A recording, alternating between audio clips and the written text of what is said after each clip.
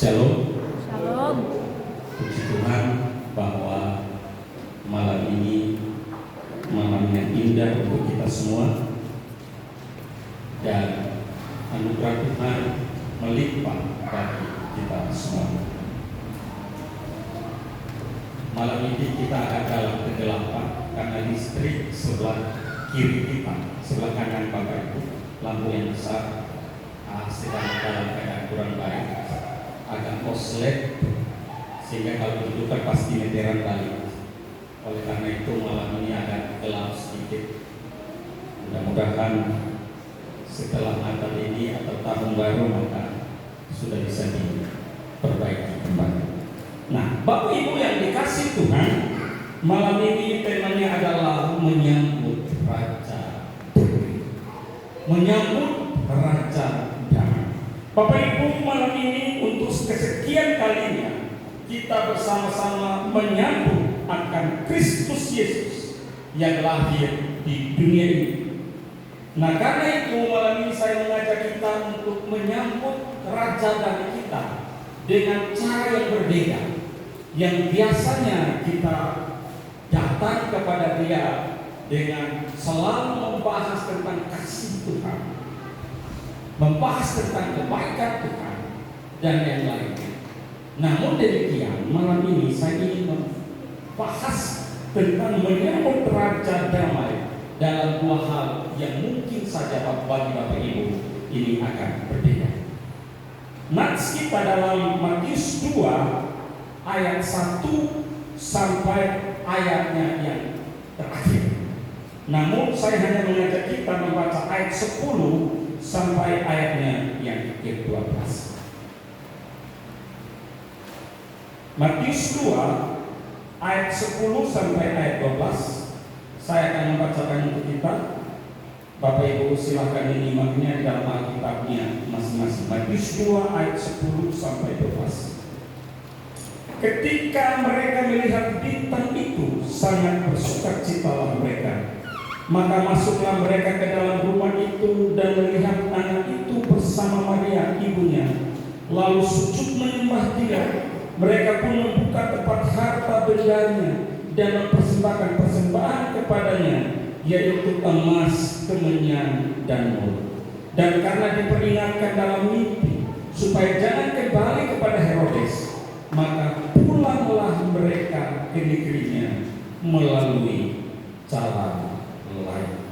Bapak Ibu yang dikasihi Tuhan, tema kita adalah menyambut Raja Damai. Saudara-saudara yang dikasihi Tuhan, bicara tentang kedamaian adalah impian semua orang. Semua orang ingin supaya hidupnya damai. Semua orang pengen supaya hidupnya tenang. Karena kalau hidupnya tidak tenang, maka biasanya yang ada adalah kegelisahan, yang ada adalah kekhawatiran, yang ada adalah ketidaktenangan. Bahkan kalau orang tidak memiliki damai, maka yang ada adalah perpecahan. Yesus datang ke dunia oleh karena antara manusia dan Allah itu ada jurang pemisah. Yang memisahkan manusia dengan Allah yaitu dosa. Itu sebabnya manusia tidak memiliki damai, karena dosa adalah penyebab daripada hal itu. Tidak ada cara yang bisa menghubungkan kembali antara manusia dengan Allah selain Allah sendiri yang harus membuat cara, yaitu Ia harus menjadi manusia untuk menyelamatkan manusia. Karena Tuhan tidak mungkin menyelamatkan manusia karena posisi Dia Allah. Dia tidak berdosa. Sedangkan manusia adalah manusia berdosa. Tetapi yang menyelamatkan adalah harus manusia yang tidak berdosa. Maka Allah yang menginisiasi supaya manusia memiliki hubungan kembali dengan Dia. Maka terjadilah peristiwa Natal. Dan malam ini kita sama-sama merayakan. Bapak Ibu yang dikasihi Tuhan, untuk menyambut Raja Damai, apa yang harus kita lakukan? Malam ini saya membagi dua tips. Yang pertama, pakai otak.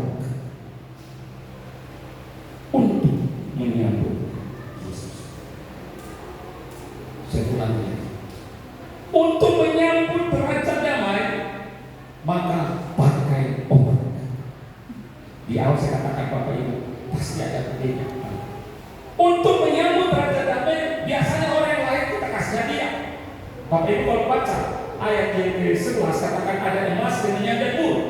Itu yang dipakai untuk menyambut akan Yesus. Tetapi malam ini saya membagikan pesan yang tepat untuk menyambut Raja dalam kita, maka pakai otak. Mari lihat ayat yang kedua dari Injil Matius pasal 2 ayat yang kedua. Apa yang dikatakan dalam Matius pasal 2 ayat yang kedua? Dan bertanya-tanya, siapa yang bertanya-tanya ini? Orang-orang Majus. Ayat 2 katakan, orang-orang Majus itu dan bertanya-tanya, di manakah dia orang Yahudi, raja orang Yahudi yang baru lahir itu? Kami telah melihat bintangnya di timur dan kami datang untuk menyembah dia. Saudara-saudara, menyambut Yesus pakai otak.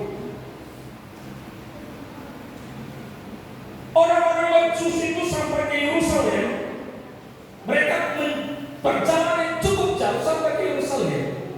Itu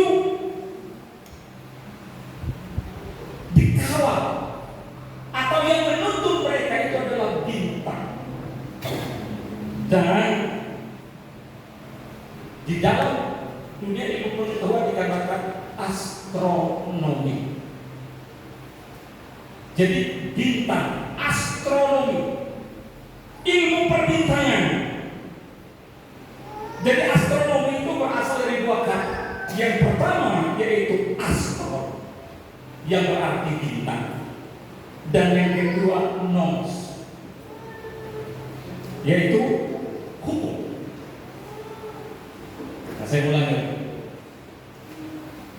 Orang-orang Majus itu sampai ke Yerusalem, ke Bethlehem, bertemu dengan Yesus itu, mereka dituntun oleh bintang, astronomi. Nah, kata astronomi itu dibagi dalam dua kata. Yang pertama adalah astronomi yang berarti bintang, dan yang kedua nomos, berarti hukum bintang. Berarti bagaimana mereka tahu ada raja yang lahir di Yerusalem? Mereka melihat bintang. Dan kalau mereka melihat bintang, berarti mereka punya pengetahuan, punya akal budi.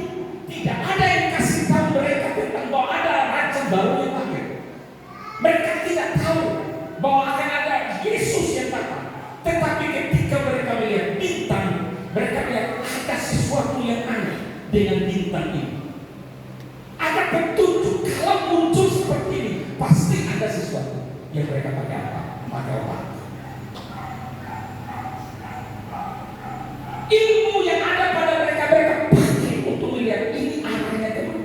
Itu sebabnya mereka berjalan berbulan-bulan dalam suasana yang sangat dingin. Mereka terus ikuti arah bintang ini kemana arah. Terus mereka ikuti kemana bintang, sampai kepada titik ketika mereka ada di Yerusalem. Bintang itu berhenti. Maka kemudian mereka datang dan bertanya-tanya. Yang bapak tahu yang mereka tanya siapa? Herodes. Mereka lalu bertanya-tanya. Mereka datang. Kalau dia raja, tak mungkin tidak ada pemimpin besar yang tahu. Pasti ada pemimpin wilayah yang tahu. Itu sebabnya para orang Majus ini datang. Pertama-tama mereka itu adalah Raja Herodes, karena dia adalah pemimpin di wilayah. Karena ada raja baru yang tahu. Maka ketika dia datang, di manakah dia, raja orang Yahudi yang baru lahir? Jadi astronomi itu sesuatu yang baik. Ilmu tentang hukum tentang perbintang. Mereka meneliti, kalau bintangnya begini pasti ada apa. Yang saya mau katakan adalah setiap kita dipakai akal, dikasih akal oleh Tuhan untuk melihat semua fenomena yang terjadi dalam hidup ini dan dunia. Segala sesuatu sebelum terjadi Tuhan kasih alarm. Ada fenomena-fenomena yang Tuhan beri, tetapi seringkali manusia tidak sama untuk menggunakan logikanya untuk melihat setiap peristiwa. Banjir bandang yang baru saja dialami Pulau Sumatera, Apakah tidak ada peringatan? Pasti ada. Tetapi orang seringkali menyimpulkan akan logika untuk melihat, tidak melihat tanda-tanda yang Tuhan mau buat. Astronomi itu baik. Ilmu tentang hukum, tentang bagaimana tahu tentang situasi atau putaran perbintangan dan yang lain. Saudara yang dikasih Tuhan, tetapi kalau sudah bicara tentang horoskop, pernah dengar kata ini? Astronomi, horoskop, pernah dengar? Nah, kalau horoskop sudah beda, itu ramalan. Kalau saya katakan khayalan.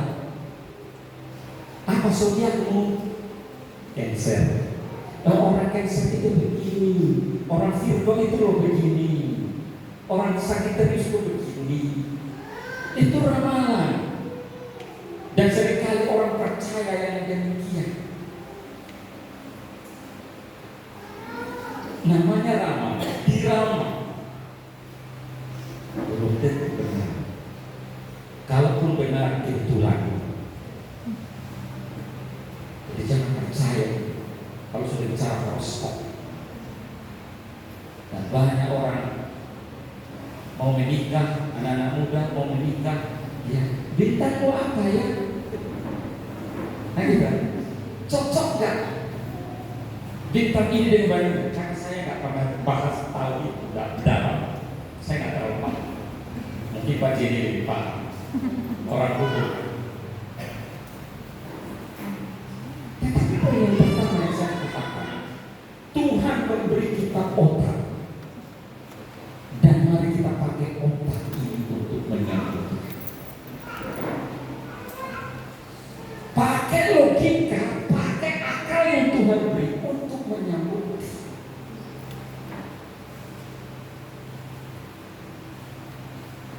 John Calvin berkata begini, bintang yang diikuti oleh para majus itu bukanlah bintang biasa.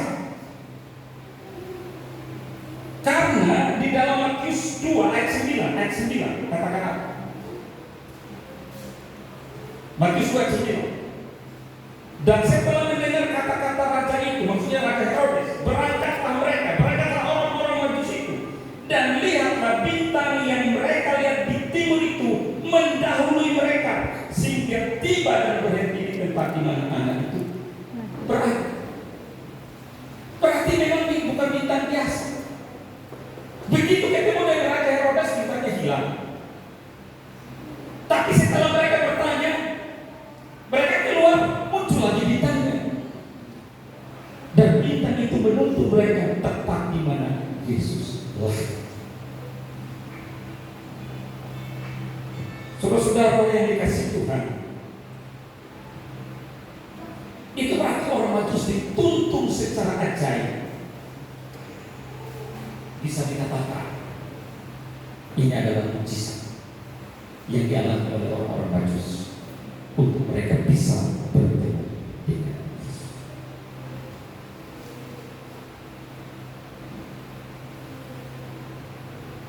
Pertanyaan sederhana, akal yang Tuhan kasih sekarang,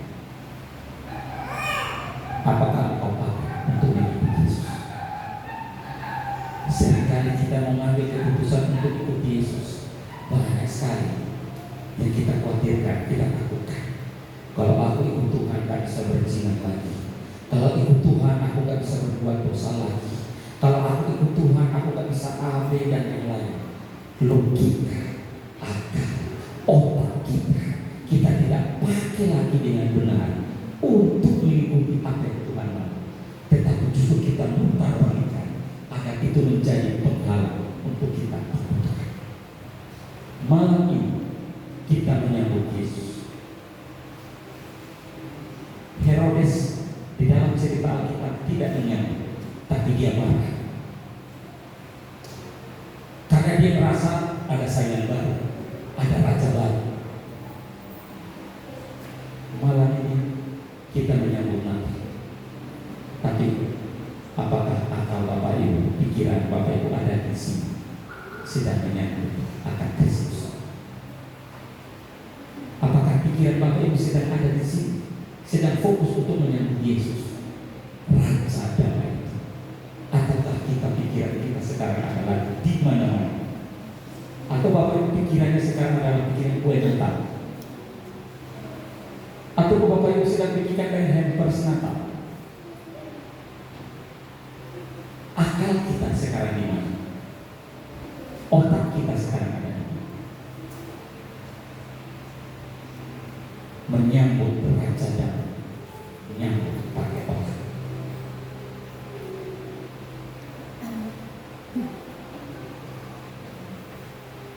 Ada yang datang di rumah, nggak pernah dan dulu kan, suruh sampai ke sini. Ini penting. Akal kita pakailah maksimal untuk menyambut Yesus. Ingat, ada dua hukum yang terbesar. Kasihilah Tuhan Allahmu dengan segenap apa?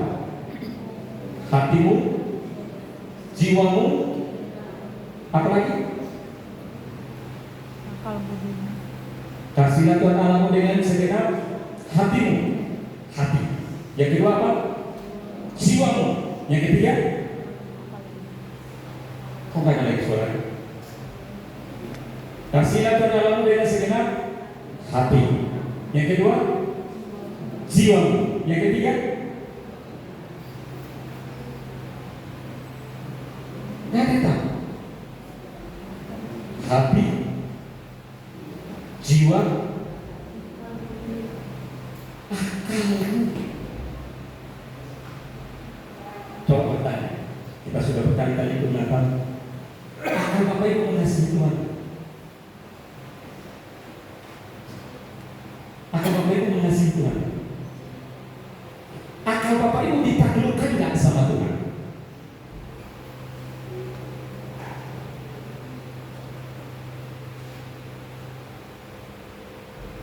Akalnya ditaklukkan nggak sama? Banyak yang nggak mau ikut Natal karena nggak ada baju baru. Karena dia pikir Natal itu karena baju baru. Berarti akalnya nggak ditaklukkan.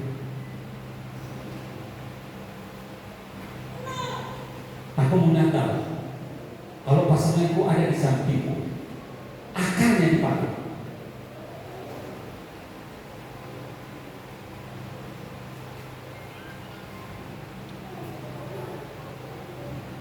Ini hal yang pertama, menyambut Kristus pakai akal. Kasihilah Tuhan Allahmu dengan segenap hatimu, jiwamu, akal budimu, kekuatan, seluruh yang ada padamu untuk menyambut Kristus. Kalau itu yang dipakai, apa yang dipersembahkan orang-orang Yesus? Emas, kemenyan, mur, masing-masing punya nilai sendiri, masing-masing punya arti. Emas menggambarkan apa? Tentang kemuliaan. Kristus pribadi yang mulia. Tidak ada pemberian yang lebih tinggi selain dari emas itu tadi. Orang yang mulia, emas dikasih. Tapi kemenyan, cara kita pengorbanan. Bahwa pribadi ini pasti mati. Tidak ada pribadi seperti Yesus yang dari awal dia mau lahir dan dia hanya lahir untuk mati. Kebanyakan cara tentang pengorbanan.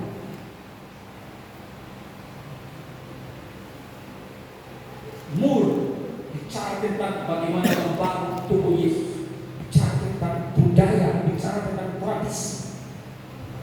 Kalau Yesus hadir di tengah-tengah budaya untuk merubah budaya. Sebabnya budaya tidak boleh lebih tinggi daripada pribadi Yesus. Yesus masuk ke dalam budaya. Seringkali kita menyambut Natal hanya melihatnya emas, kemenyan dan mur. Tapi kita lupa bahwa ada sesuatu yang Tuhan kasih akal untuk berpikir. Kasihilah Tuhan Allahmu dengan akal yang benar. Sambutlah dia dengan akal. Yang kedua,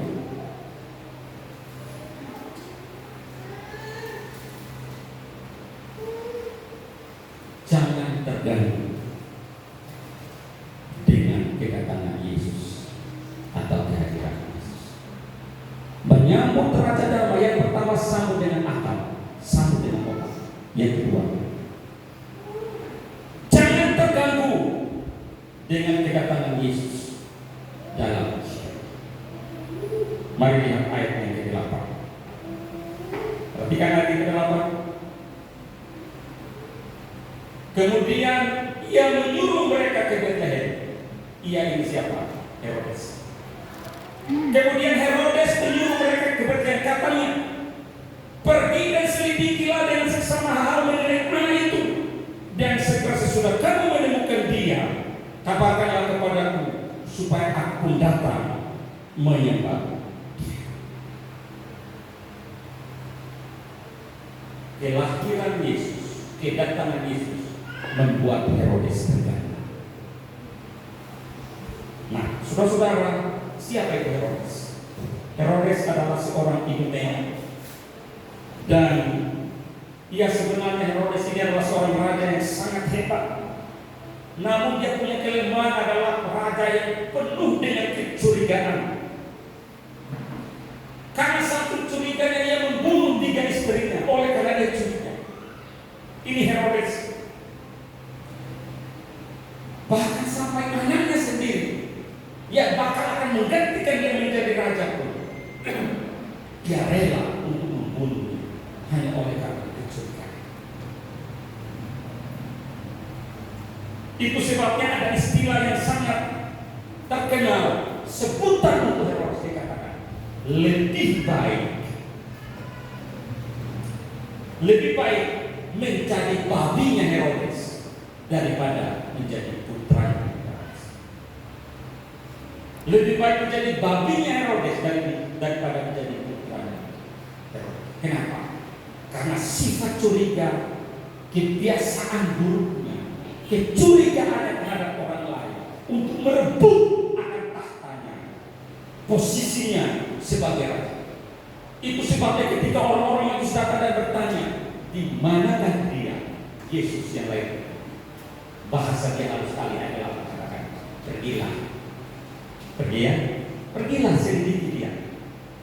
Nanti kalau kamu sudah sampai di sana, kasih kabar ke aku ya, supaya aku datang untuk menyembah dia. Bapak tahu kisah tentang Herodes ini?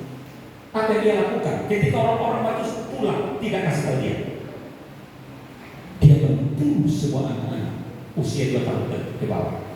Itu sebabnya Yesus harus diungsikan ke mana? Ke Mesir. Kenapa? Karena curiga. Sangat curiga. Jadi kelahiran Yesus membuat Herodes terganggu.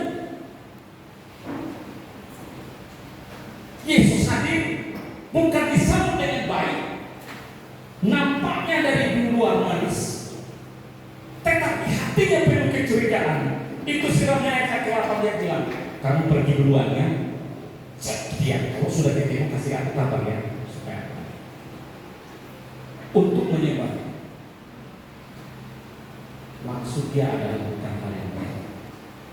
Ternyata maksud dia adalah membunuh Yesus.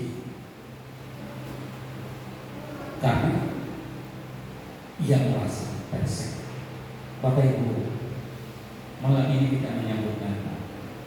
Yesus hadir di dunia. Apakah Yesus jadi saingan dalam hidupnya? Pikirkan baik. Kadang-kadang hobimu lebih tinggi daripada Yesus. Kesenanganmu lebih tinggi daripada Yesus. Waktu menonton bola kita mau rela sampai pagi, tapi kita tidak mau berdoa sampai pagi. Betul. Kita tidak rela untuk datang beribadah 2 jam saja. Bagi kita terganggu pekerjaan.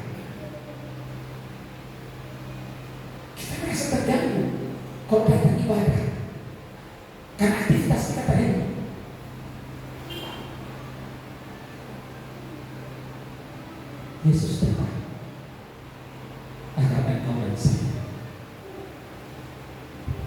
memiliki hubungan dengan intim kebahagiaan Tuhan. Kalau engkau merasa terganggu dengan kehadiran Tuhan, maka niscaya engkau tidak ada hubungan seperti Herodes. Roh-roh Herodes ada dalam dirimu. Kalau engkau menolak Yesus, engkau mulai curiga istrimu, suamimu, anakmu lama sekali di gereja. Ini roh Herodes itu pada diri.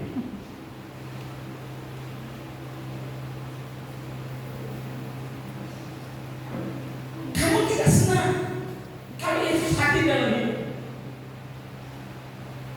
Pada kehadiran Yesus adalah kabar sukacita. Orang-orang itu sudah berjalan bermimpi hanya untuk ketemu Yesus. Tetapi bagi Herodes ini kedatangan Yesus itu menjadi terganggu. Sekarang ada yang sedang terganggu, ada yang sedang apa? Terganggu dan perut. Oh, menyambut Yesus atau keinginan yang menguasai.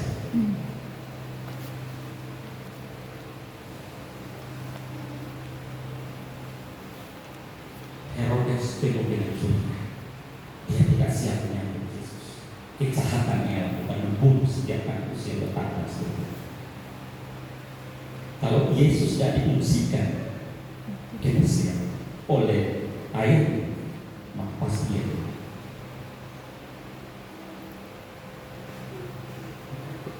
Sekarang Yesus hadir dalam diri.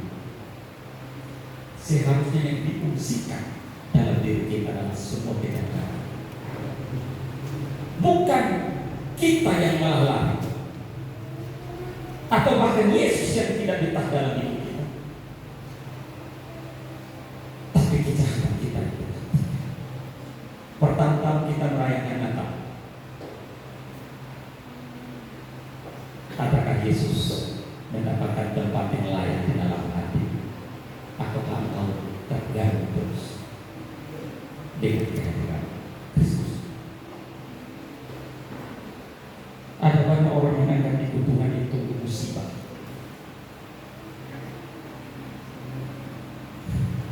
Karena itu, kenapa saya bilang musibah? Karena itu Tuhan tidak bisa cakap kotor lagi, tidak bisa menipu lagi, tidak bisa berbohong lagi, harus jadi orang baik, harus jadi orang benar. Ini kebutuhan. Aku nggak bisa. Berarti Yesus datang membuat dirimu terganggu. Berarti banyak sakit jiwa.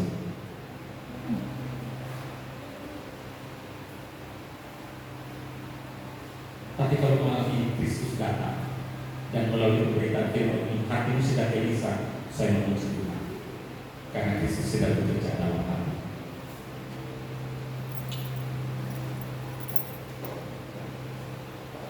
Dua poin yang saya mau bagikan kepada Bapak Ibu. Sambut Raja Damai pakai apa? Gunakan logika supaya kau tidak mudah dibodohi oleh dunia.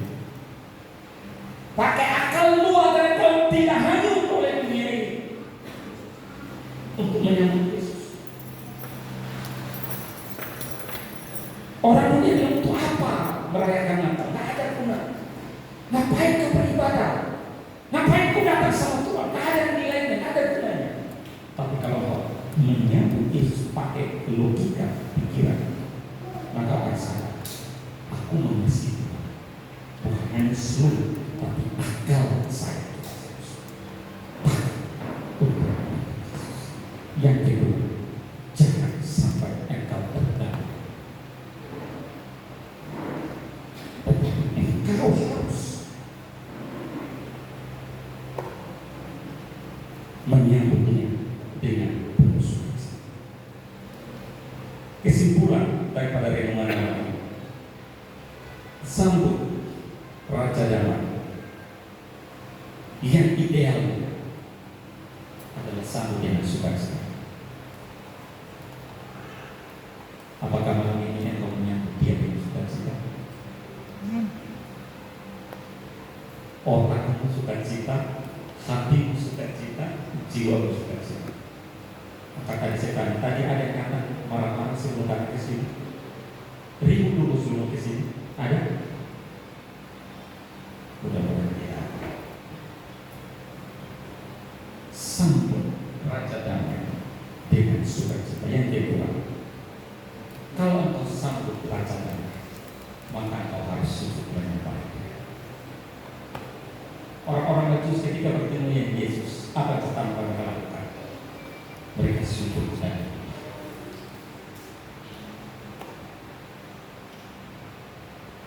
dalam perjanjian lama, sujud dan menyembah itu tiara. Tiara bilang sampai kini ini kena bilang itu sujud menyembah, merebahkan diri. Itu konsepnya. Maka jangan heran kalau saudara-saudara kita yang sepasana soal seperti ini yang kita, mereka sedang mempraktikkan sujud yang betul. Itu sujud. Jangan menyambut Yesus dengan tinggi hati atau sombong. Yang terakhir, sambut Raja Damai. Selain dengan sukacita, selain sujud menyembah, tetapi harus memberikan persembahan yang terbaik. Apa persembahan terbaik yang akan diberikan? Tuhan tidak butuh uang Bapak Ibu, karena Tuhan tak bisa disombong. Tapi Roma 12 ayat 1 dan 2 katakan,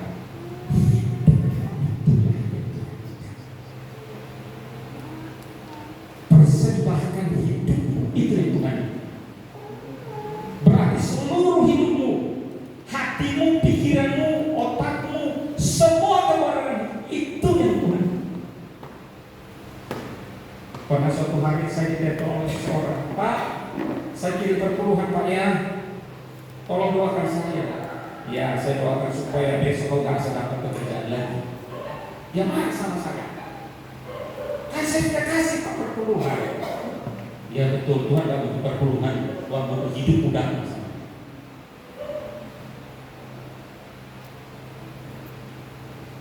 Ada juga pernah nelfon saya, Pak, izin Pak ya, hari ini saya nggak bisa ibadah. Kok izin kok sama saya? Izinlah sama yang di atas itu, mau nggak dia?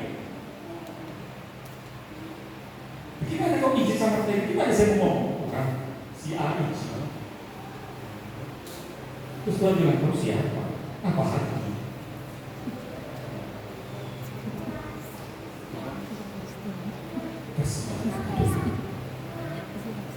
Sambut dia dengan sukacita. Sambut dia dengan sujud sembah. Sambut dia dengan memberikan kesempatan hidupmu kasih sayang. Kalau engkau tahu Tuhan begitu baik terhadap engkau, begitu mengasihi engkau, sebagaimana Yesus memberi hidupnya untukmu, maka berilah hidup untuk Tuhan. Itu persembahan terbaik yang Tuhan sedang beri bagi Bapak Ibu. Malam ini di antara kita mungkin sudah 20, 30, 40 tahun merayakan Natal, menyambut Natal. Adakah engkau menyambut dia dengan akal? Adakah engkau menyambut dia dengan seluruh